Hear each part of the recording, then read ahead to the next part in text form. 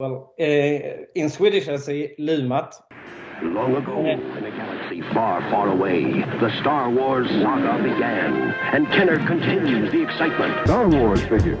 The Empire Strikes Back Return of the Jedi. Welcome to the Star Wars Collector's Archive podcast.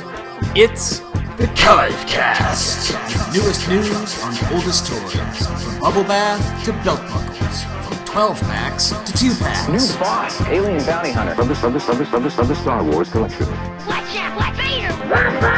We bring the world of vintage Star Wars memorabilia alive with informative features and personal collectible stories. Offer expires December 31st, 1979. An R2-D2 with stethoscope. The Supreme Master, the Emperor. Brought to you by the Star Wars Collector's Archive. The SWCA.com. With your hosts, Skye Payne. Even Chewbacca.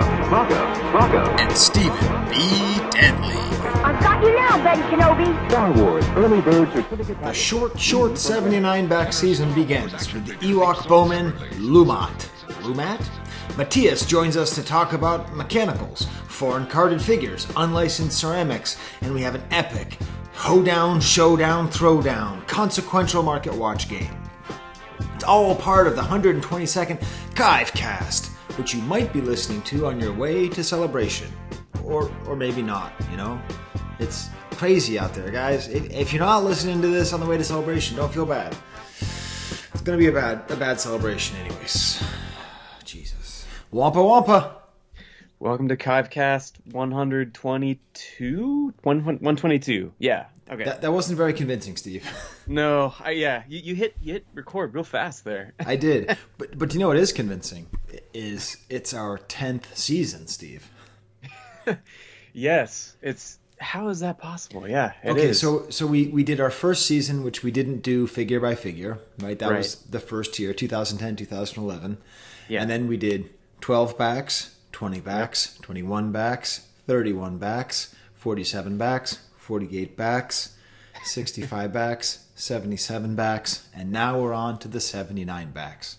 Yeah, it's a twofer here, a short season, but it's gonna be we're gonna get as much out of it as we possibly can.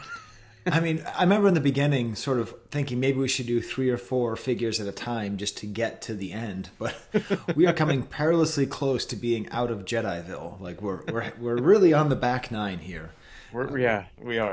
which is a high energy way to start a podcast, Steve. Just saying. We're just rolling up, but I'm excited. You know, we're going to be talking about an Ewok that doesn't get much attention. An Ewok, which I can't tell you the difference between Lumat and Pop Lou, but maybe I will by the end of this season. If we accomplish anything, that is the goal right there. And which one are we doing today, Steve? We're doing Lumat. So that was the question I had for you. Like I was trying to remember how I said this figure's name because I literally like you're saying he doesn't come to mind very often. So I'm like, how do I say this figure's name? I say Lumat, I think. Is that where do you land on that? What else would you possibly say, Steve? Lumat? I don't know. Lumat. I feel like I've heard Lumat before from others, but well, I don't know. We'll see. We're going to be joined by Ewok pronunciation expert Mattias Rendall later. Yes, the person who informed us the proper way to pronounce Chief Sherpa. So maybe he'll have an answer. I didn't even know there was a debate here. I don't. There may not be. But, you know. But it is also May, which means if you're listening to this, you might be getting ready to go to Celebration Anaheim, which is also, Steve, do you know which celebration this is? Is it the 10th one? Yes. So this is our 10th season, and this would be Celebration 10, the 10th American celebration. Yeah. I started at 3, you started at 2. Yep. And you might not make it to 10, so... I'm anxiously hoping to make it to 10. We'll just it'll be like game day decision. Good. Well, we have an extra pass hanging around. It's pretty fun. I'm going with my kids for the first time ever. So that's god. The first time I went to Celebration was 2005, and my then wife was pregnant with my first son, and it was kind of this exciting moment of like here's the sort of last thing that we do before we go off and I become a family man. And now 16 years later, my now wife is carrying my next child, and I'm going basically, August due date, May celebration. It's very, very similar on both ends. Yeah, that's incredible. Gosh. And speaking of kids, if you see us, we're going to be dressed up as the Jar Jar family. We got 3 masks, 3 $19.99 Jar Jar masks. Nice. The rubber, like the latex style? Yeah. All right. Yeah. And if you ever want fun, look up Jar Jar masks on eBay and look at all the terrible photos, because you can't take a good photo. It's impossible. It's just grotesque. It's so bad. You could make some kind of weird modern art out of those masks. I've been saving the pictures. So we're going to be wearing jumpsuits and Jar Jar masks. So come track us down. We're giving out Jar Jar pins as swag that have little quotes from Jar Jar, as well as Playboy Cardi Jar Jar crossover, which is poised to please 0.00001% of the audience, but that 0.001 will be very excited. so pleased. Yep. So there's no archive party. We just decided that we couldn't do it because with me having a baby so close to on the way, there's a pretty good chance I'm not going to make it either. We have the tickets. I bought autograph tickets to have the kids have their pictures taken with all of the voice actors from Clone Wars and everything, but we'll have to see. Yeah, I'm just trying to stay cautiously optimistic, but not set any expectation, which is hard to do. It's really hard to do after 2 years of doing nothing. So it's hard, but trying to stay in that mindset. Well, if we are there, Eleanor's recycled Ewok costume will definitely come into play. Nice. At some point. Beyond that, I don't know. I figured we'll just let her kind of pick and choose what she wants to wear and see. But I'm hoping. And speaking of Ewoks and Lumat, the subject of our topic, we're going to be special correspondents, Steve, because the kids share a collection. So my children are just like the Lemcools. Like whatever you think of the Lemcools, that's exactly how my son and daughter are. Okay, and especially in the way that they share a collection. So they have the Ewok-zeum, which is right next to the Chew-zeum. And do you know what's one Ewok that they don't have yet, Steve? Are they still missing Lumat? They are still missing Lumat. All right. How dare you call him Lumat? It's Lumat. So we're going to be scouring the celebration floor, trying to find the best possible Lumat. And I'm not going to jump ahead to talk about the different variations we could possibly have. Yeah. What are you talking about, Steve? Why do you say that Lumat is grumpy from Snow White? I don't know. For some reason, I feel like when I first came across this figure, I was putting together my set in the 90s.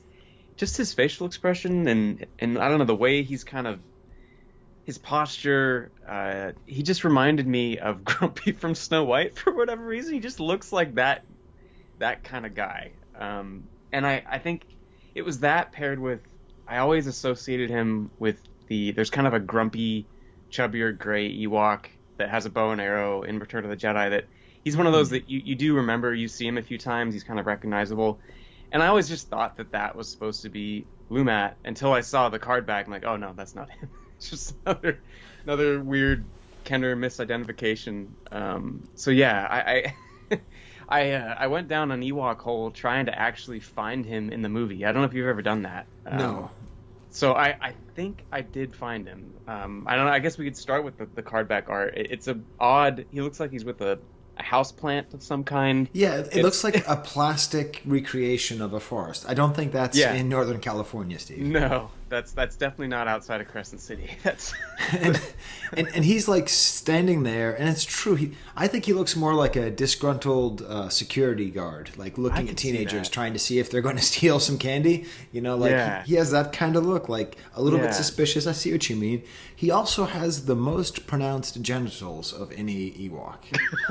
Okay, I had not noticed that before. But there it is. Well, because normally, like with Chewbacca and Harry and the Hendersons, in general, you have a furry, naked creature without pants. Right. You don't have any hint, but there is a shape. There's a triangular shape in Lumat's crotch. I'm not saying it's what it is. We don't actually know if Lumat is male or female. We don't know the difference is between the Ewok species. But do you not see that, Steve? I'll never unsee it. Yeah. But, Lumat is packing in more ways than one. He's also he's the bow one. Is he the only Ewok with a bow, Steve? I have no idea. No, there is another that I think I would often confuse. I feel like a lot of people might confuse those two Ewoks. It's Warwick, which he's a Power of the Force character later on. But I think those are the two that have bows. And what's odd too. Wait, are they the same bow? That's a good question for Mattias. If they're not the same, they're probably very similar. Oh man! Right now, there's some variant collector who's just snorted milk out of his nose. Oh my god! The Warrock bow is worth $85, and the Lumat bow is worth $72. That was a little foreshadowing there, Skye, for our Market Watch. Wow. So I was looking at this card back, trying to figure out, okay, I'm gonna find this Ewok in the movie if I possibly can, and it took a while, but I feel like he does show up a couple of times. The first time you see him, where he's when they're bringing Han Solo in to be cooked in the Ewok village, he's kind of dawdling around in the background, waddling by. But the best shot you get of him is actually he's standing next to Tebow when he's freeing R2 and he gets zapped right there. But there's a little moment where Lumat's face is kind of poking behind R2-D2, and you see him like, oh, that's definitely that Ewok. But so it's just amazing to me that out of all the Ewoks that get more prominent screen time, they seem to choose these random guys that you barely catch a glimpse of, but they just like the reference photo. I'm like, oh yeah, this guy. Let's go with him. Yeah, just sort of random. And do we know? I mean, should we get full behind the Steve? Do we know where the name comes from? We can go behind the scenes. I can't say I could promise too much. There wasn't a whole lot, but what I thought we could do. Let's go behind the scenes. That is pose a question, and yes, and that is, well, there's two questions. The first is, so who is Lumat, and then who is Lumat's firstborn? So there are two questions there. The first, I think the original text for any of these questions should always be the Power of the Force coin. Yes. And for Lumat, it describes him as this older Ewok is an expert woodcarver who has used his skills to help build the Ewok village and make other Ewok utensils. Whoa! So he's the chief woodcarver. That's his role in the Ewok verse. He's like an architect. He's an engineer. He's an artist. Yeah. He's an artist. He's no wonder he's grumpy. He's got a lot to process, I feel like. In a way, we can sort of think of like Ewok society, like human society. I think Tebow is the sort of pie in the sky artist poet guy who is an artist but can't apply it to sort of real life. He just sort of lives entirely in the ether. And then we have Lumat, the much more grumpy, much less baked Ewok, who's just an engineer and an architect, and he just carves wood. And is there like stories, Steve? I feel like I'm talking like Fred Willard. Is there a story, Steve? This would be fun, Steve. Is there a story between Lumat and Tebow where they're sort of like two guys in art school and they're roommates and they don't quite get along, but then in the end they realize their skills are complementary, Steve? Maybe not. They're not quite peers, and we'll get into that here. I want to get into the family tree of Lumat. That'll help explain things a little bit. Okay. And this is pieced together from Return of the Jedi era merchandise and the Ewoks cartoon. So his title of the Chief Woodcutter, that carries through all of this. He's the Chief Woodcutter. He has a wife named Zephee. There's a stuffed doll of Zephee.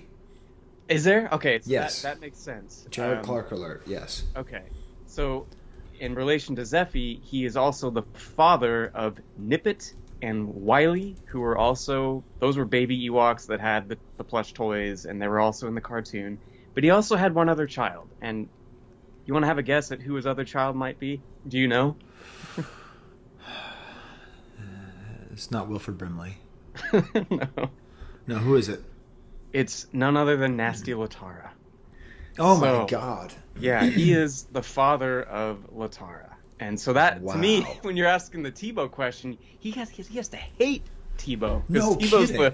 He's the So they both went to the same art school on Endor, but one went for applied arts and the other went for just sort of like, much more highfalutin poetry stuff. Yeah, so and he's like, his I went to daughters, school so, with creeps like Tebow. I know what that kind of guy is like. And Yeah. Dad, you don't understand. He's an artist, not like Yeah. you. And then he sits Right. there, looks at all this wood carving. He's all like, I am an artist. And he breaks the piece of wood that he's working on. Okay, this just went from like a college buddy drama, which we should still Yes. make, into sort of a more family drama. Wow. Yeah, it's more family drama for sure. And he has the first line of dialogue in that Ewok cartoon episode, The Traveling Jindas, which is all about it's Latara running off to join this band of circus performers so that she can be a musician.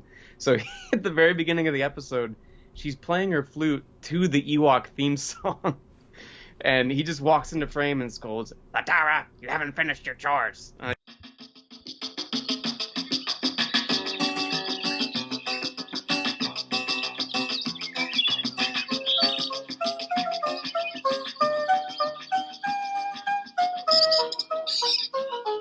Latara, you haven't finished your chores.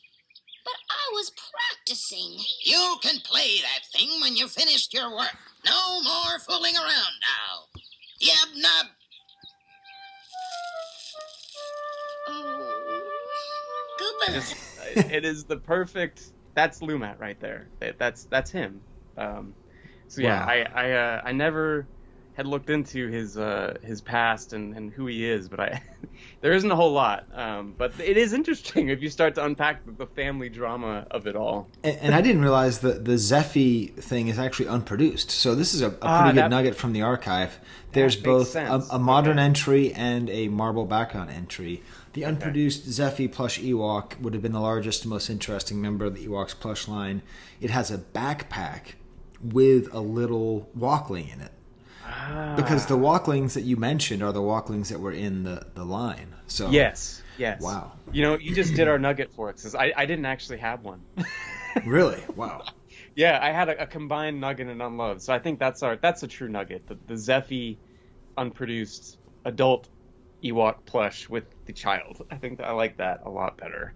And apparently this is in the collection of another group of people who sort of share their collection, the Bickmores. So okay. yeah, this is awesome. especially for us, Steve, with our like little baby fever that we have going on over here. I want the baby Bjorn. Do you have a baby Bjorn, Steve? We do. That thing was great. It is the greatest. Back when I was in grad school, I used to put a book on top of Django's head, and I would read it while walking around in family student housing in Santa Barbara. Yeah, so we got the baby Bjorn, the backpack, but then what we also really came to appreciate was the little baby Bjorn bouncer thing. I don't know if you guys had those, but I would highly recommend. They're awesome. So yeah, there's your endorsement. There's some hot baby gear talk. Oh, speaking of Santa Barbara, Steve, I didn't even tell you this. So I'm really upset that Mark Hamill isn't coming to Celebration. I know. I was worried when I read that news, given your ambitions. My kids and I have this whole plan. Well, it's my plan, but the kids are on board, of getting him to sign memorabilia from the band The Kinks. Because if you don't know, he's a big Kinks fan. And I found out all this cute stuff, Steve. Like there's a song called Sleepwalker that came out in 1977. And when he was on the Millennium Falcon walking around, he would sing the song, I'm a Skywalker, ba-na-dun-dun-dun, I'm a Sky. Like, it is just the cutest thing to imagine this like little dorky guy. So I'm trying to figure out if I can get him for an interview.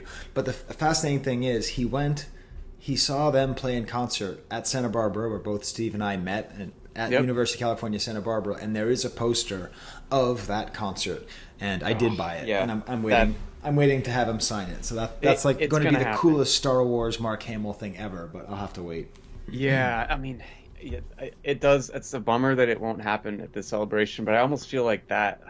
Yeah, that's a journey all into itself right there. There's got to be some other scenario where that'll be even better than that Celebration. Somewhere that'll have to happen. Oh my God, we're totally making Mattias wait. I guess we have to just get through my Skye-Ku, and then we can have Mattias join, huh? Yeah, we're okay. Yeah, feel free to get into your Tebow side, and let's hear it. Yeah, well, I mean that's what, I mean, I got to admit, Steve, I've got like end of year pressure going on here. Yeah, it looks like my college is closing the French department, so That's not great. So I'm not spending good. spending a lot of energy figuring that out, and Django's got APs, and he's got the SAT coming up, and oh my god! You know what's funny about that? Sorry, this is a really quick aside. Speaking of celebration, when I went to the one in Indianapolis, the second one, that's exactly what I was doing in between going over to the convention. I was studying for AP tests. Really? Yeah. Wow. Yeah, so bizarre. I'm tripping out. We need to stop talking about generations, and it's freaking me out. Yeah, that is pretty freaky. Wow. All right. Oh, okay. God. So I haven't had a lot of time to think about Lumat. So it's not my best work, but it's okay. It's serviceable. Okay. Yeah. Ewok bowman stands still in the plastic jungle. Skip to my Lumat. Oh, you know what? You're cutting yourself short there. That was quite nice. Okay. Yeah. Well, good. Unfortunately, it will not find its way onto a Skye-Ku card back. We'll have to wait this for year. Celebration 11 to do that. But okay, so we're now going to be joined by the great Ewok master. By that I mean both master of Ewoks and somebody who is Ewok-like and is a master, Mattias Randall. Yes. So this has been pretty Gargan Largan, but I feel it's been good Gargan. Like this has been, I think, high quality Gargan. So good Gargan. I think we need to make a sticker of that. Maybe. All right. So how do I add him on here? All right. We're joined here by Mattias Randall. How's it going, Mattias? It's going great. Way too much to do, but it's good actually. We're here to talk about. Okay, how do you pronounce this Ewok's name? Let's hear it, because this is the definitive pronunciation. How do you say it? Well, in Swedish I say Lumat. There we go, Lumat. Lumat. That's so much better. Like my friends up north won't agree with me. So in English I would say like Lumat. No, it's Lumat. It's Lumat. All right, let's talk about Lumat.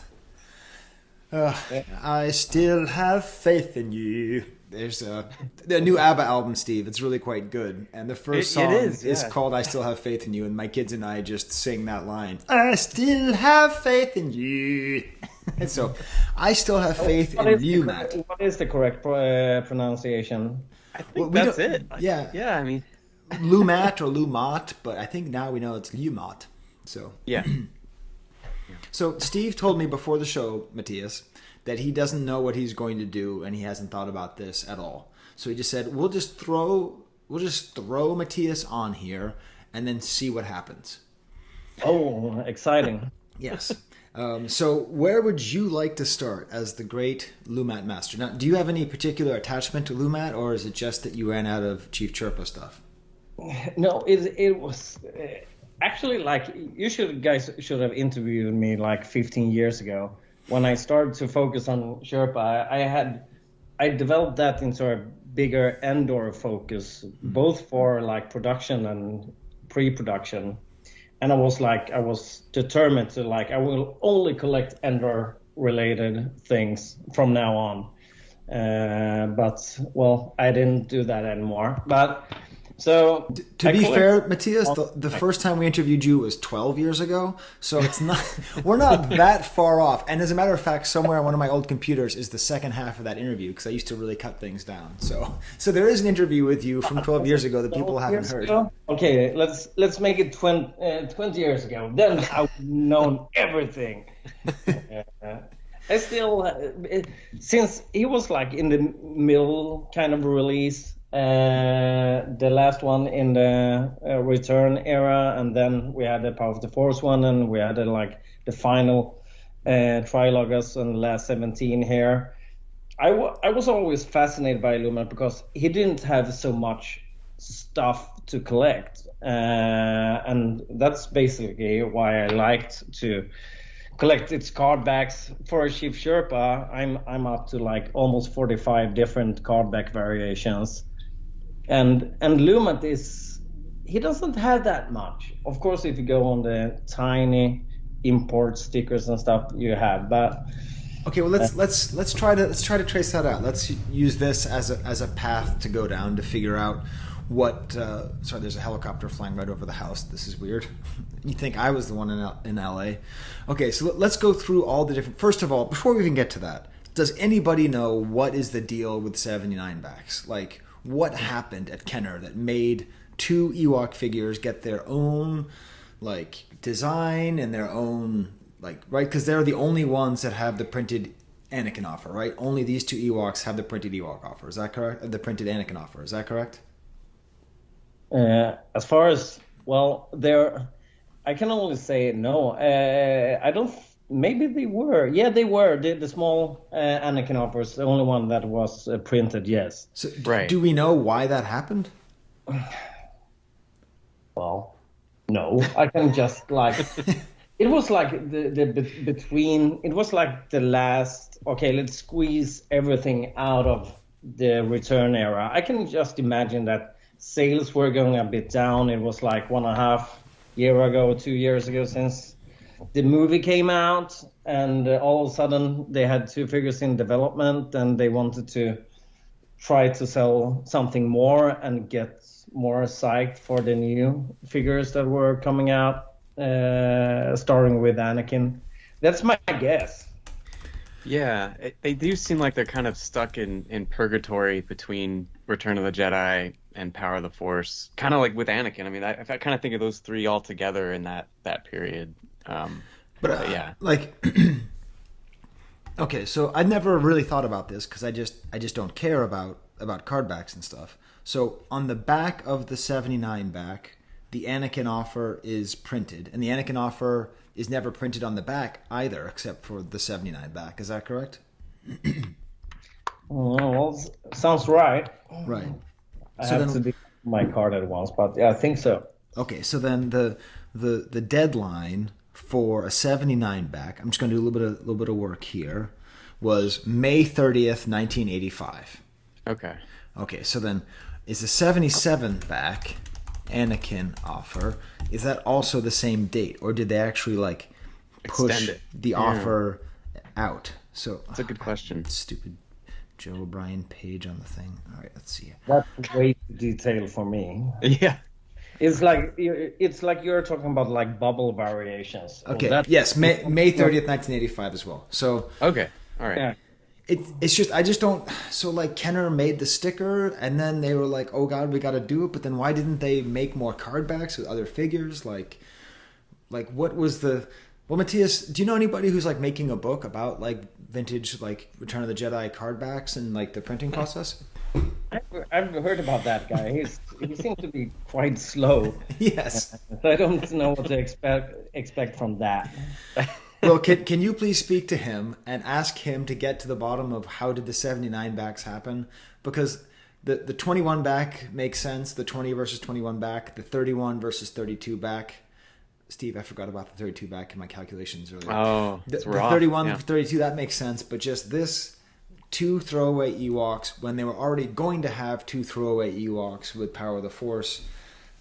I don't feel like there's an answer yet, and I demand answers. Like I tried to say before, it was just like a short period of time where you had 2 Ewoks before the Power of the Force line, and there was like no.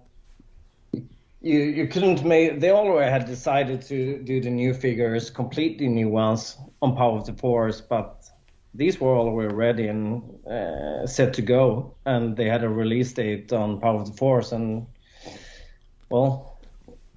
That's my guess. It's just like too short amount of time, and let's make this a short offer promotion on existing Return of the Jedi, and then we'll release the new Power of the Force ones.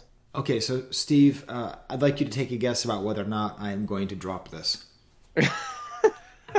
There's a chance. I am going to drop it for now, but we'll put a pin in that, and we'll go back to the other idea of a Lumat adventure. Let's pretend that we're trying to buy every Lumat that has ever Lumated in the world.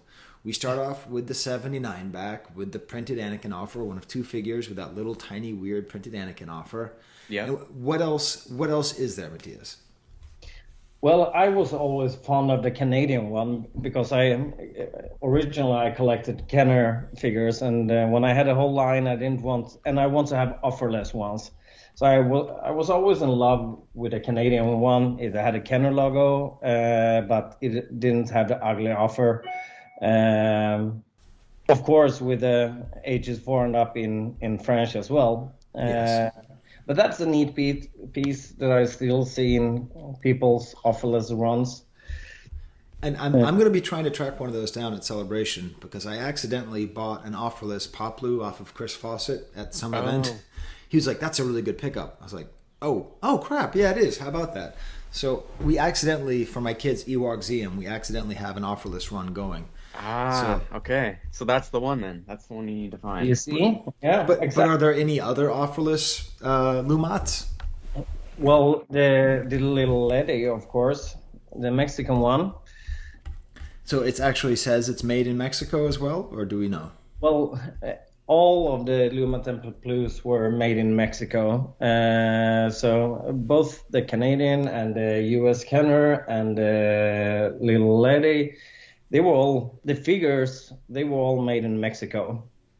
So, I see, Steve, I'm not going to put a pin in it because there's some other stuff going on. Now, this is way before Clinton blessed the world with NAFTA. That's sarcasm. This is before NAFTA, the North American Free Trade Agreement. But so maybe there's something about they would have been on the 77 backs, but are they the only of the 77 backs to be made in Mexico? God, I'm asking you a lot of questions, Mattias. See that again? It's like I'm a production expert from back in the day. And yes, I'm talking to Mattias from 15 years ago. Right. So is it possible that the delay between 77 and 79 backs was because these figures were made in Mexico and the other 77 backs were not? I mean, I know some Vaders were made in Mexico. Right. Well, here's a theory, Skye. Well, all of the figures were made in Mexico during the whole line, during 77, 79, and Power of the Force and Trilogo cards. So maybe the guys in Mexico just screwed up and they were delayed. Right. They had to make a 79 back because they had made all the tooling, they had made everything, and they were too lame to include as a starting point for Power of the Force line, so they just squeezed them in. So I think we might have the answer, Steve. That's getting to something. That's for sure. There's something happening because if all Lumats, so there's no Lumats that are made in Hong Kong. No. Wow. Well, I haven't really thought about this stuff because I don't think about variations, but that's interesting. So we're really talking about Mexican Ewoks. We're actually talking about guessing here. The guess episode. No knowledge whatsoever in the whole. Chris will start emailing me as well. Oh, you're stupid. Oh, don't worry, Mattias. He's like a year and a half behind. So like sometime in 2024, he'll be like, "Oh man," so you don't have to worry about that. Okay, so then you can get a Lumat, a native. I mean, really.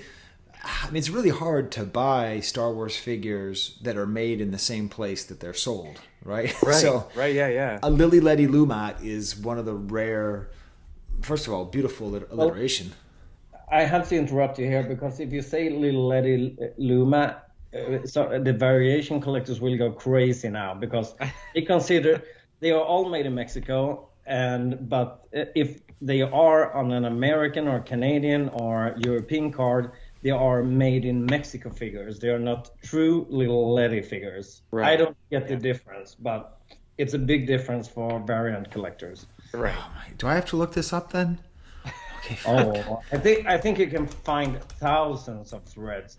Further reading, Skye. That's a further reading. Darth Vader versus made in Mexico Darth Vader. Oh my God! I'm seeing this whole thread from 2008. With Warrock and Alan B. Wow. I've never seen AFA labeled LL Lumat or LL Poplu. Maybe it's made in Mexico. Oh my God, you're right. This is a whole Lumat, the rabbit hole episode. Yeah. Yes. He's unsuspecting, sitting there with putting his fingers together like Homer Simpson at a snack bar, but he's wily. There's too much. Oh, Yeah, but as far as other neat carded ones, we of course, I like the Trilogo one with on the Wicked card that says Luma or just Ewok Warrior. They're pretty rare and nice ones. Wait. So you're saying a lot of things here. So The you're Trilogo saying cards, Lumat was released on a Warrock Trilogo card and referred to just as Ewok Warrior, not the Lumat name on it. So like a generic Ewok Warrior. Right. It's on a Wicket card, right? On a Wicked card, yeah. Yeah, so it's got the Wicket photo art. The nameplate says Lumat Ewok Warrior, and then it's a Lumat figure on a correct size figure plate, but the bubble obviously is huge. But so this is really interesting that they what? put. I've never seen this before. This is Yeah. so cool. Is this really rare, great. Mattias? Yeah, they're pretty rare to come by. Yeah, Wow. that's for sure. This is even more confusing. So oh my god, now I feel like we have to get Stefan on to talk about bubble types because maybe there's some key here because there is... if you find those cards, you see they have like the punch is with a round punch and the bubble is also round corners. So these would be to consider like French Meccano Trilogos. Okay. Okay, so these are Meccano Lumats. So French Lumats have a picture of Wicket, and then they have the little green space behind them, but then the huge tray, and it just looks very clumsy. But then there are other Trilogos that are of Lumat with a Lumat image, and it says Ewok Warrior. It doesn't say Ewok Woodcarver, weirdly enough. So what's the story with the correct Lumat Trilogo figure? Well, if you have 10 more hours, we can call Stefan and he could explain it to us. But seriously, I think now Stefan would shoot me next time we meet, but I think like Meccano had a lot of leftovers and they did these intentional miscards to get rid of the last figures they had in stock. Something like that. Yeah, of course they did, but that doesn't... they did intentional miscards, right? Like the Yan Solo with the Luke Jedi. But true. But why have the different nameplate, right? Because, I mean, there is a Trilogo Wicket, and there's a Trilogo Wicket that says Lumat on it. Like, it's not just a miscard. They had to print... I mean, you're the printing guy, Mattias. They had to go and print a whole new card back that said Lumat Ewok Warrior. Yeah, very complicated process. I don't get that either. Yeah, that's... And then there is a correct Trilogo. Misplaced the final artwork. They had to do it all over again. That's bizarre. And now, so then what is more difficult to find? And you might not know the answer. You might have to guess on this. But a correct Lumat Trilogo or a Wicket Trilogo Lumat? Wicket, that's for sure. Okay. Yeah. Because the regular, I mean, the thing I like about the regular Trilogo is just the color work is just a lot brighter. He just seems like a little bit less of a grumpy guy. The colors are a little bit more vivid. It's like he has an Instagram filter on there that's... He definitely does. Yeah. That's kind of popping out. Mattias, have you ever noticed that Lumat has private parts? Yes, I know. Okay, thank you. See, it's not just me. Steve called me a pervert. No, I've seen it's very obvious. Yes. And I don't know what the private parts are, or if those are female or male or something in between. That's what I was trying to tell Steve, and he just kept calling me a pervert. Yeah, that's exactly what happened. Maybe that's why they changed it just Ewok Warrior, not. Okay, now that doesn't make sense. No, okay. Okay, so we're gonna move on now that we've established that Steve is a prude. We're not perverts. Okay, so then that's basically it. Is there a power of the Force, Lumat? There sure are. Yep. Oh, really? Steve didn't share that with me. Okay. And still has the nice pink colors instead of like the ender green for Trilogo. So. Wait, okay. Yeah, so there's the pink one for the Power of the Force release. Mm-hmm. Oh, they changed the color from green to pink. From pink to green. What? But the original Kenner card was pink, and then they changed the Trilogo to green. Oh, okay. And then they went back. Wow. Okay, there's a lot here. There's a lot going on here with Lumat. Lumat, exactly. I still have faith in Liu. Now, on the Power of the Force figure, they actually kind of crop it so you can't see his Ewok junk. It's a little bit true. It's a little bit cut off. It's like they got a lot of complaints or a lot of compliments from a young Skye who sent them letters saying, "I want more Ewok privates." Yeah, the Kenner logo's right. It's doing the censoring right there. Yes, it is. That's the fig leaf. So then, when we're thinking about your collection, Mattias, you have a whole bunch of prototypes and 3D stuff, but we've been doing a lot of that, Steve, right? I don't think we want to spend a lot of time on this is a bench shot, first shot, sculpt copy, right? I think maybe what might be more, more interesting and helpful would be something Mattias brought up, which is the whole concept of the mechanical, which I feel like maybe we've touched on it at some point, but with this, it's like a really clear example. So Mattias, what's the story with this Return of the Jedi Lumat mechanical piece? This is going to be a piece of vintage vocab. Who knows if I can find the drop for vintage vocab. If I can, I'll put it right there. If I couldn't find the drop, every once in a while we describe and define a term from the vintage collecting hobby, and the term mechanique is a very good one. It's a mechanic, or as they'd say in Yugoslavia, mechanic. So, what is a mechanical? How long time do you guys got? Well, I think you could make one episode with me, some with Tracy, some with Ben, and everyone would describe it in different ways. But I will do my best. Like a mechanical is also like a generic word. It could be like a mock-up or paste-up. Different countries or industries and companies call it a different, the same thing. But in short, a mechanical or a final mock-up or a paste-up, if it's final, you put together the artwork, the photography, all the layout is done in 100% detail with everything present. So the thing that you're not making clear is that this actually has texture. So if we're looking at your Lumat mechanical, like there's the picture and then there's the racetrack and the Return of the Jedi, and that's placed on top of it, almost like a sticker, right? Exactly. So they took an existing card back and just cut out the figure photo and put the new photo of Lumat behind, as you do on a frame, and then you had to print and cut and make the nameplate separately and glue that onto the photo, and then you have to have the same thing with the Kenner logo and place that on the photo as well. So you take all the different elements and put it together. As I would say that the piece I have, it's more like a final original mock-up. Okay.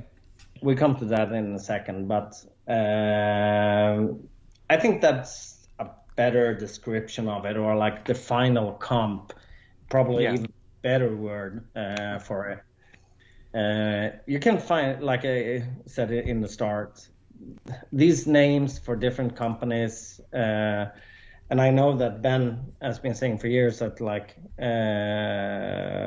Kenner's design company LPG and Kato, they only used comps as their description of when they were mocking things up. So then it's called a mechanical by other people, and it's called a comp by other people, like composition. So this would put all the elements together, and then that would be photographed, and that would be turned into the final card back? Yeah. Well, I'll try to make this short. So when you have the final piece, original mock-up, a final comp, then you have like a special pre-press camera that's using a complex system of filters. They have many lights on the object to avoid shadows because there are like edges around it. Because if you only have lighting from the right, you will get a shadow from that edge. So you have like many lights on it, and that pre-press camera takes, let's say, pictures. And when you develop those films, they were like broken out into the different colors, the printing colors that we used, like cyan, magenta, yellow, and black. Right. So this special pre-press camera took a picture of the final comp, and this out of that you get the films in the different colors that was going to be used on the films. And when you had the films separated, so when you have the color separation sheets or the final films in different colors, then you can create the printing plates. Right, so you can't make it directly because you have to separate them into the colors. So where does... So I would say so the films generated by this, those would be the true mechanicals. Okay.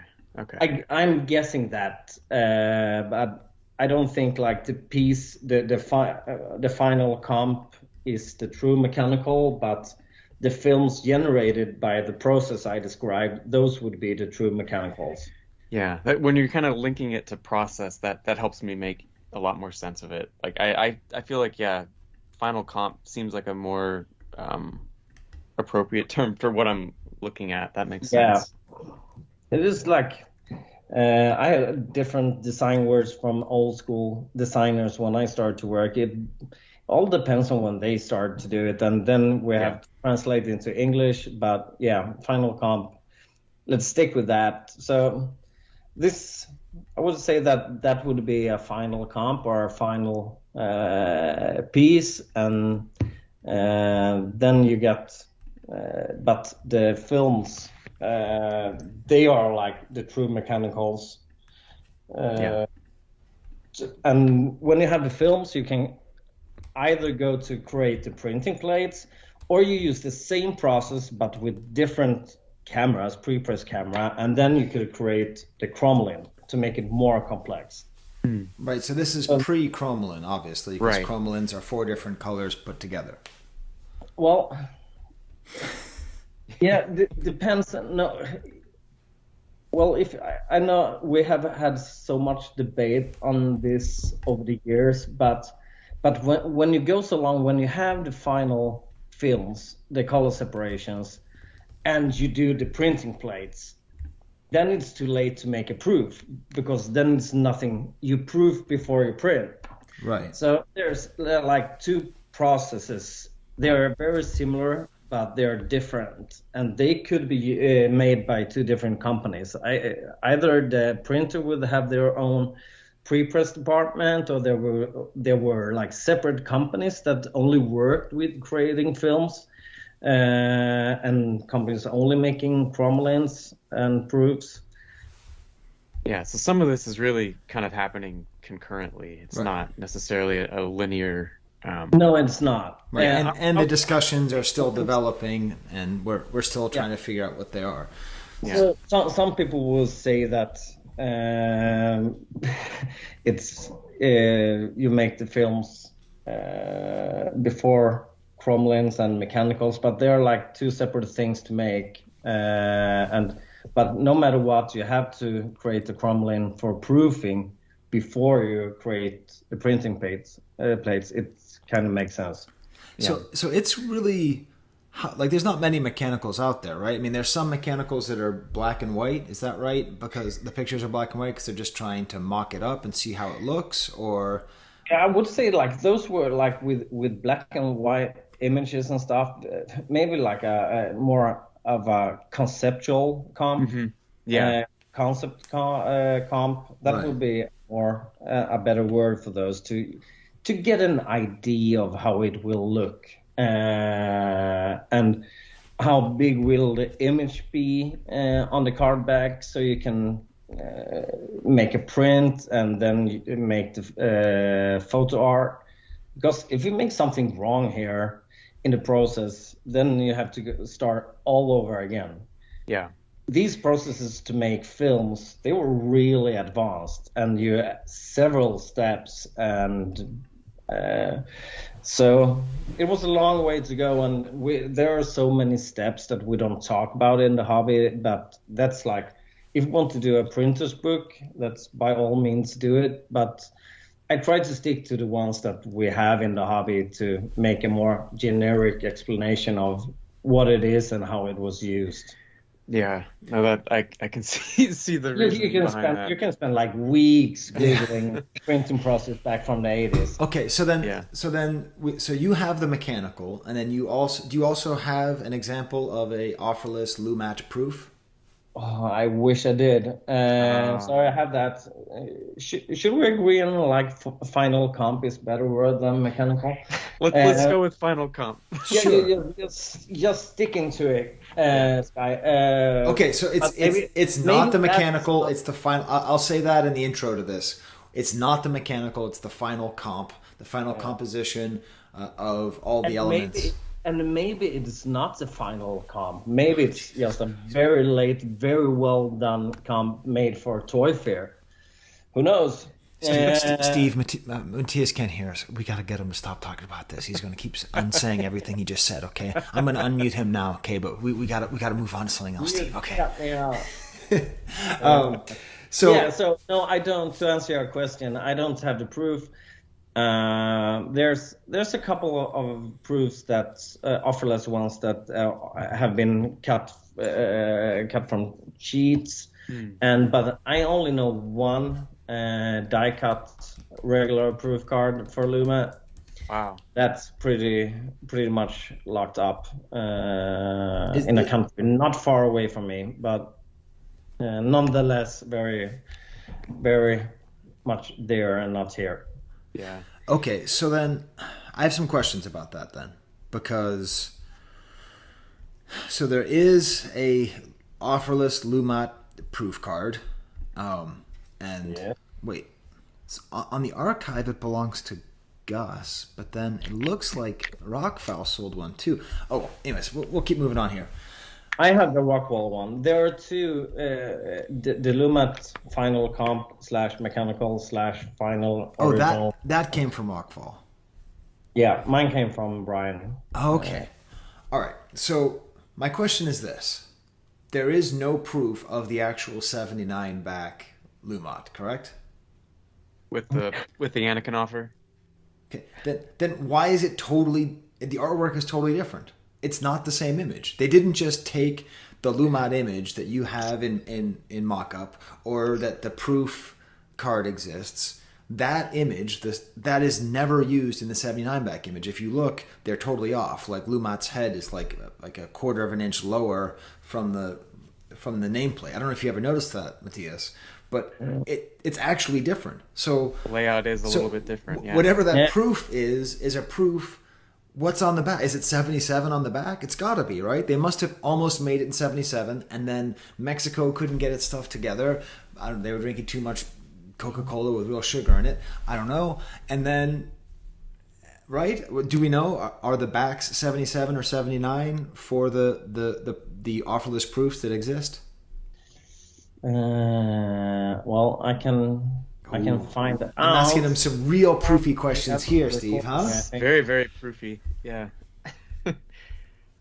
I don't know top of my head, but wait. Don't you say you live in the country with the person who owns it? Can you just send him a message right now? No, not in the same. I'm very close to it, at least.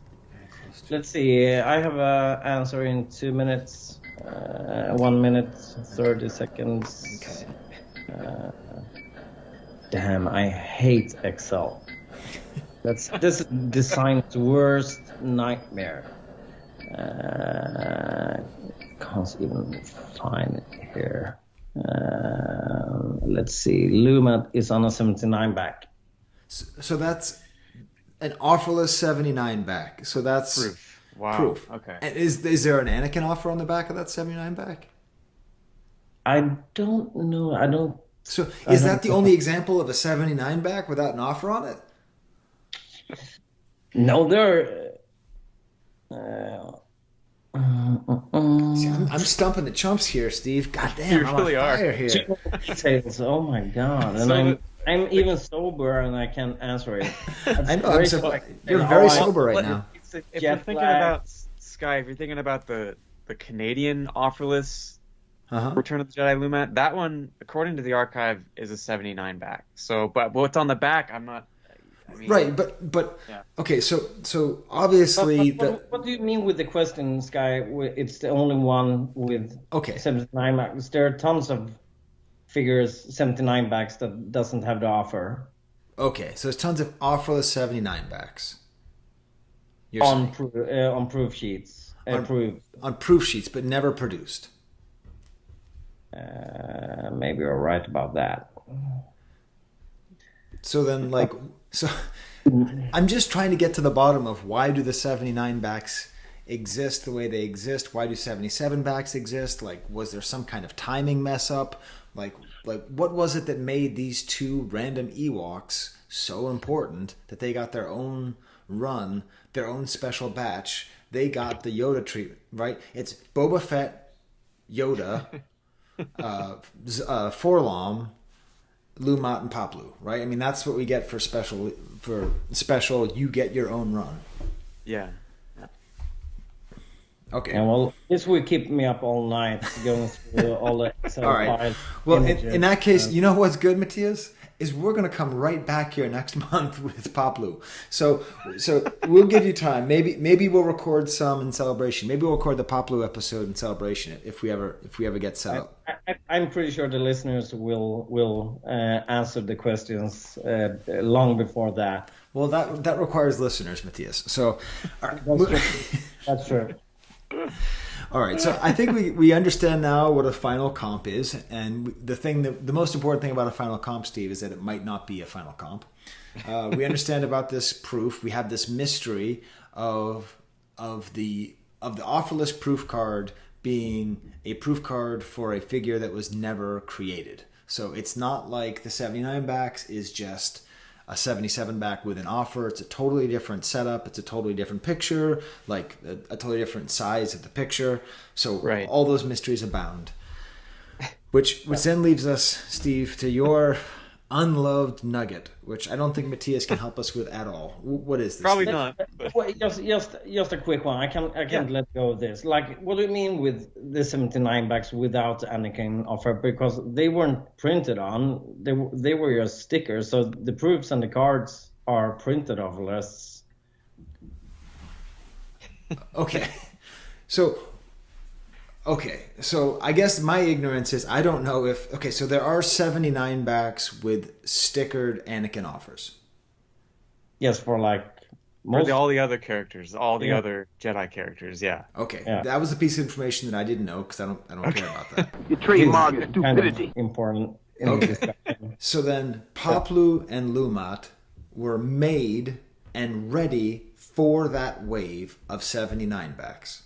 Yes. But they were not made. Probably delayed because of the Mexican couldn't do it in time, and then they were too close to the Power of the Force line, and they decided to do the Anakin offer just as they did with the other characters for the new lines, like Akbar, etc. Right, so they decided to print the offer as opposed to have it as a sticker because of that. Okay, so if you're just joining us now, I have cut out probably 45 minutes to an hour of me not understanding stuff and talking to Mattias, who despite being sober, was not able to help me, despite me being sober, not able to help us out of this morass. At question is still this thing which I will not drop, which is why with a 79 back, why were the printed Anakin Offer 79 backs created, and why did they only get made for Lumat and Poplu?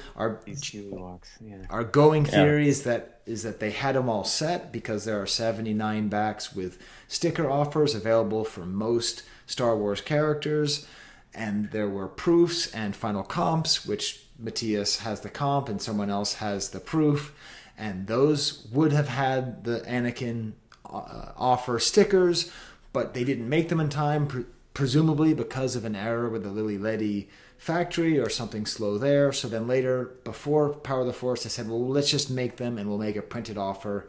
I have spent way too long looking at the differences in the Lumat image on the unproduced 79 offer list 79 back, the Canadian, and the produced 79 printed offer. I think they're all different. I think all three of them are different, which would mean there'd have to be different proofing processes for each of them. But we have no definitive answer. Dear God, Steve, did I say it all right? I think that was about as good a summary of that as we could hope for. And what you missed was a whole bunch of like, okay, well I just wait. Should we call? It was all kind of stuff like that.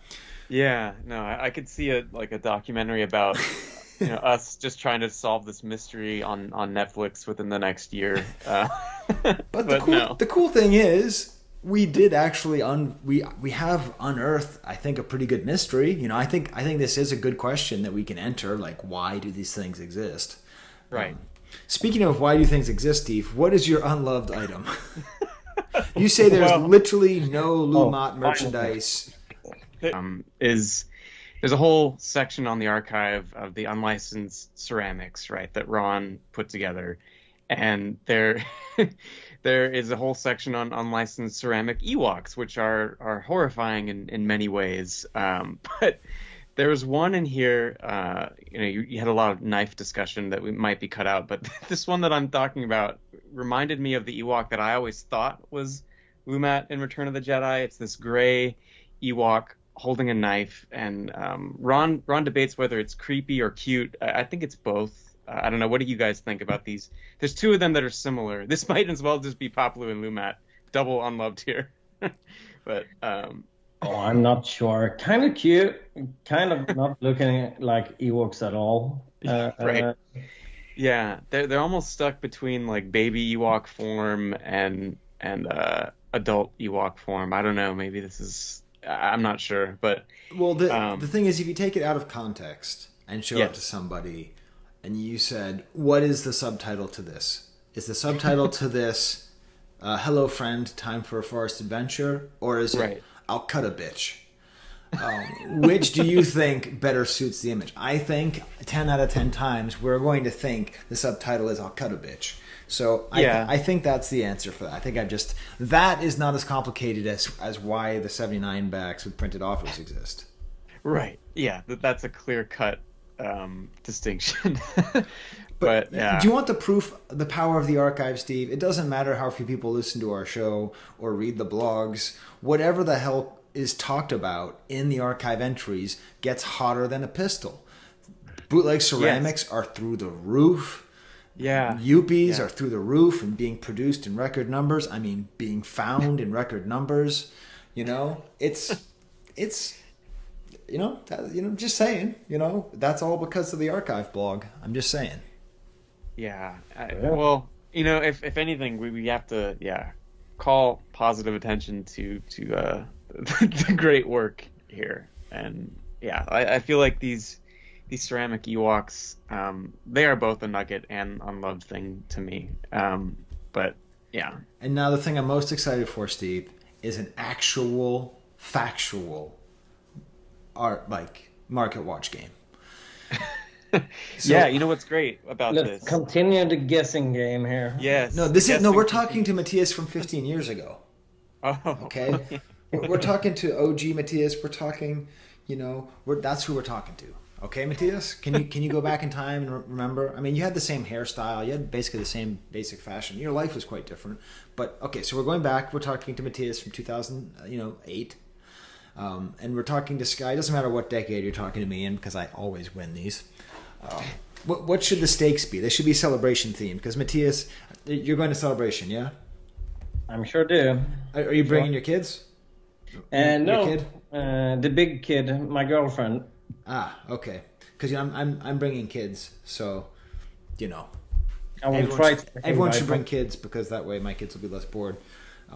But of course, that said, they are ridiculously excited to finally participate in one of the celebrations. And my son as well. He keep pestering me. Why can't I go yet? He's like, how old is he? He's 10 now. He's 10. Oh, yeah. Give him a little bit of time. Then he can go. Okay, so let's have a real Market Watch game brought to you by the return of Brisbane Mike. We haven't had a Market Watch with Fantastic Pete in a while. Not quite sure what's going on there. I know he does the conversations on Saturday nights. I popped into one of those, hung out for 45 minutes. I didn't say a word and I left. It was kind of funny. So we haven't heard from Fratastic in a while. Hope he's doing okay. But we heard from Brisbane Mike out of nowhere. I haven't done any research. So Steve, let's get going. Perfect. Let's say the winner of this. What should the other person do, Steve? Oh, jeez. I don't know. I feel like it has to be something Ewok related, right? I mean, it's got to be some. Okay, yes, Let's yes. The winner, the loser, has to buy the ugliest looking Ewok thing at Celebration for the other. All right. That's the one. Is that a deal? I like that. Because that way we'll have to hunt, Yeah. All right. So yeah, courtesy of Brisbane, and then also there's one item I threw in here at the end to make this a best of 7. Something that Thorsten Greth had posted on Facebook a while back that ties into something we talked about earlier. So it's a best of 7. We're going to power through this series. Good. Let's see what happens here. All right. So first up, number 1 is a carded, ungraded Lumat. This is just your standard Kenner 79 back with the printed Anakin offer. So what do you think? 79 back ungraded. Okay, I have my answer locked in my head. You have your answer locked in your head? Sorry, what did you say, Mattias? Condition-wise? So it looks like the punch is popped out. There's a little bit of creasing. There's a price sticker of $2.97. The bubble is mostly clear, I'd say.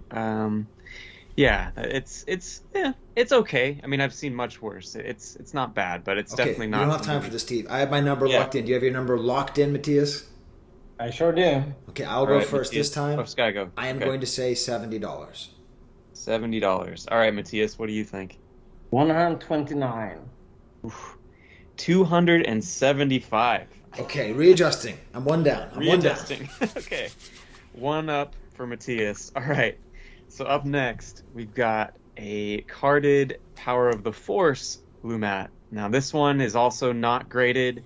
It looks to be in good shape aside from just having a very yellow bubble. A very yellow bubble. Oh, my God. Oh, my God. Okay, I have my number locked in, but Mattias has to go first this time. 175. Jesus Christ. I said 180. I swear to God, my number locked in was 180.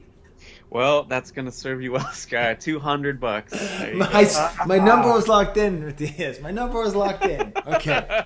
All right, we're tied. All right. Wait, so far it would take us $400 to get 2 Lumats. That's a lot higher than I thought it would be. Okay. Yeah. All right. Yeah, keep that in mind. Okay, so up next, we've got a loose AFA 85 graded Lumat. Lumat. AFA. Lumat. So let's see. Skye, you go. I'll have to lock in. You have to lock in. I'm locked in. Okay. What do you have? $100 even. $100 even. Okay. What do you think, Mattias? 165. 165. Well, $559.99. So technically, yeah, that one goes to Mattias. What? Yeah. Oh, that was an easy win. Yeah, easy win. 559. So quite a bit more than the 2 carded figures that preceded it. Wow. Yeah. It's just one of those things. Okay. So up next is just a non-graded loose Lumat. Oh, okay. Okay. I need to channel my inner David Quinn here, but I actually get to go second, so I'm going to lock my number in. I'm not going to change it based on what Mattias says. I don't do that. Only cheaters in Von Salvatores do that. So I'm just okay. I've got it locked in. All right, Mattias, what do you think? 112. 112. I said 100 again. 100. Oh, 160. So Jeez. sorry. Mattias has got 3. 160 for a loose. They're going for crazy money. I knew that, but I had no idea about. Yeah, $160. All right. Okay, so I hope you're building your. Maybe my kids aren't getting a Lumat. All right. Well, maybe they could afford this. The next piece is just his bow, a loose Lumat bow. Oh, I already said my amount earlier in the day, and I'm going to stick with that. So what did you say again? Was it? Well, we're gonna wait for Mattias. If Mattias is ready, whenever he's ready. Number. I'm ready. Okay. So Skye, what was yours? I said 80. 80. Okay. And what about you? 55. 89.99. Skye, you're still alive. Yes, I am. Hello. Wow.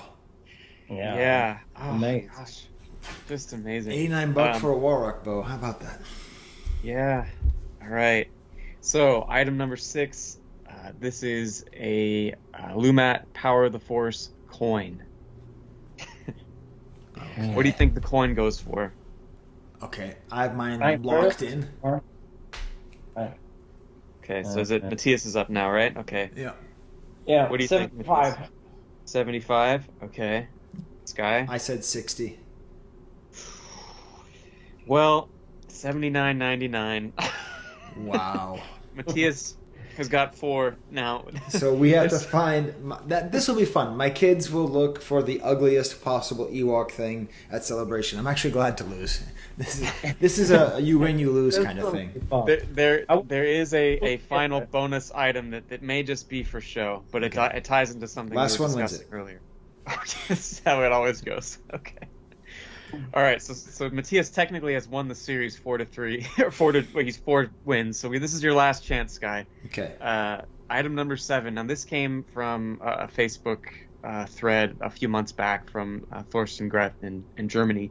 This is one of those Trilogo Wicket card backs with the Lumat nameplate with a Lumat figure. So this is one of those rarities. This is what I want.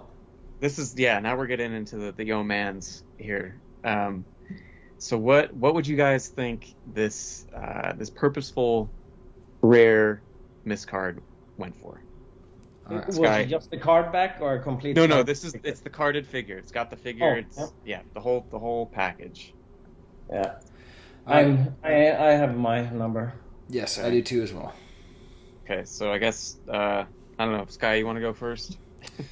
419. 419. Okay, Mattias. 1,700. 2,325. Okay. That's a decisive. Sorry, Skye. Congratulations, Mattias. Wow. Well, we are going to find a super ugly Ewok thing for you, Mattias. And I'm a gentleman, so I will make it into a competition, and I will find one for you as well. And the ugliest, most weird one wins. Okay. Oh my God, my kids are gonna love this. Yeah, that's awesome. Everyone wins now. Yes. Everyone wins. So I think we should probably have Mattias back on to talk Poplu, and we can discuss this because we'll have all of Celebration. Here's what I'll do. He may not be on the whole time, but while I'm at Celebration, I will talk to different vintage luminaries and see if they have any ideas about why the 79 backs were made. Maybe I can get Sansweet, ask him for his opinion on it, like just kind of just have a Poplu invasion, Yeah, we need to have some investigative Poplu reporting from Celebration. It sounds like another very interesting episode. Yes. All right. Wow. Well, cool. Then we're going to finish up the episode on our side of the Atlantic, but thank you for coming by, Mattias, and we'll see you in a couple of weeks. I will finish this off by letting you one fact know. There are 2 final comps out there, and they're probably not the final comps. They're just very well done comps because they're slightly different. And the proof card that's out there matched the production Kenner card as far as the image placement goes. Okay. Wait, no, it doesn't. It matches the proof. Right, it matches the proof, but it doesn't match the production. The proof matches the production. And I'm out. Thank you very much, guys. You can continue the discussion. Looking so much forward to see you guys. Yeah, you too, Mattias. All right, good night, Mattias. Take care. Say hi to your loved ones. Cheers. Cheers. Bye. All right. God damn it, Steve. He got me. He got me. I'm still revved up. It's not the same. It's a slightly different image. Yeah. This is a Well, you know, because this is the thing. I bet he never even thought about the fact that it's cropped differently on the 79 back that was made versus the proof. Like, I bet Gus, when he had that proof, didn't put the thought into it, right? Because it's like you have so much to think about. It takes people like who don't have it, who aren't at that level, to think about those little details. Like it's quite subtle, I think, when you're zooming out. Back in 2005, the thread I was most proud of is I was talking about, I think it was 77 backs, and I discussed the placement of the Ewoks on the top row, and I pointed out that they must have changed it because now when the punch is done, none of the figures are decapitated, and that's why there's like all these little short figures underneath the punch. And I wrote up this whole post and I shared it to rebelscum.com, and I got like 0 feedback. I was like, this is the most interesting thing that anyone's discovered, and no one cares about it because I'm new and they're all in the inner circle and they hate me and all that. Well, now, guess what, everybody? I am the inner circle and nobody cares anyways. So what are you going to do, Steve? Yeah, that's the prequel to the Kivecast, the origin, the prologue. Yes. That thread. Amazing. Wow. So I guess we know what next month's episode is, Steve. Yeah, unraveling the mystery of or not, of the 79 backs with Paplu. Do you believe in God, Steve? Let me phrase this in a different way. Do you believe that the universe is fair? Oof. I don't know if I'd say fair. It is what it is. See, I wouldn't say fair. There's proof that the universe is not fair because some people, Steve, spend hours researching for their fantasy baseball draft. Some people literally every day listen to a 1.5 hour podcast put out by CBS Sports about keeping their fantasy baseball lineup in order. I am back. Yeah. I am no longer just sitting back and not caring about it. I have done so many waiver moves. I've done like 11 waiver moves. I'm on top of it. I'm moving people around. And do you know who I hate more than anybody in the whole world, Steve? I hate what are called auto drafters. If you don't pay attention to baseball, I know you don't care, but you need to understand the iniquity of this universe, okay? A fantasy baseball draft, you sit there and you have your players and you have to respond to the draft and who's gone, and you have to carefully navigate and balance your team and make sure that if you have too much power, you get speed. If you have too much speed, you get power. Too many pitchers, you get hitters. The whole thing requires a level of intellect which most people cannot even comprehend, the level at which I am big braining through this draft, okay? Now, some people are probably better at that than me in our league, you know, but we're the big brain boys, right? Brock would be, but he just picks whatever random Yankee is next up, and he just can't stop himself. He knows way more about baseball, but he'll just be like, "Oh, look, Gleyber Torres is there, first round." So, the worst thing in the world is when somebody who auto drafts, which means he lets the computer pick for him, which means it wasn't necessarily my intention, but it is how it played out this time. Order. It is just the luck chaos. of the draw. Yeah. And right now, for the first time in the history of the Kivecast, the 12 years that we've been doing the show, this has never happened. Last year, I finished 14th out of 14th, and Steve finished 13th out of 13th. So I beat him at being bad last year. But this year, 1 month in, Steve, auto draft, Brahi Daniels is number 1, and I am number 2. It's not gonna last. I wouldn't get hung up on. How many roster moves have you done, Steve? How don't know, probably none. Yes, you've done none. How many hours did you spend prepping for the draft? None. Okay, and how much time did you spend in the draft? Well, I was driving a screaming kid, so none. Oh, hide behind your children. Very convenient. Yeah, that's my go-to this time.